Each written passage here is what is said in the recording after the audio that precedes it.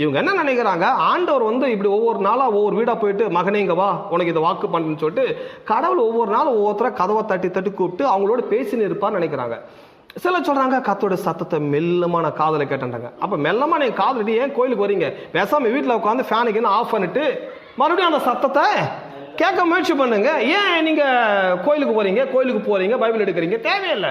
கடவுள் ஒவ்வொரு வீடா போய் ஒவ்வொரு ஆளை கூப்பிட்டு காதல பேசுற ஆளா இருந்தான்னா அப்போ நான் கோயிலுக்கு வர வேண்டிய வேலை கிடையாது, இந்த பைபிளை பிரசங்கம் பண்ண வேண்டிய அவசியமும் கிடையாது. நீங்கெல்லாம் வந்து 500 ரூபா 300 ரூபா கொடுத்து ஒரு பைபிள் வாங்க வேண்டிய அவசியமே கிடையாது. பேசாம எல்லாரும் உட்காந்து கடவுளை நேற்று வரலையே இன்னைக்கு சேர்ந்து வாங்கன்னு சொல்லிட்டு கடவுளை கூப்பிட்டு நீங்க வீட்லயே அவரோட சத்தத்தை என்ன பண்ணல நீங்க கேட்கலாம். பட் ஆனா கடவுள் அப்படி பேசுகிறவர் கிடையாது, அப்படி நடப்பது கிடையாது. அதை எதிர்பார்க்க கூடாது.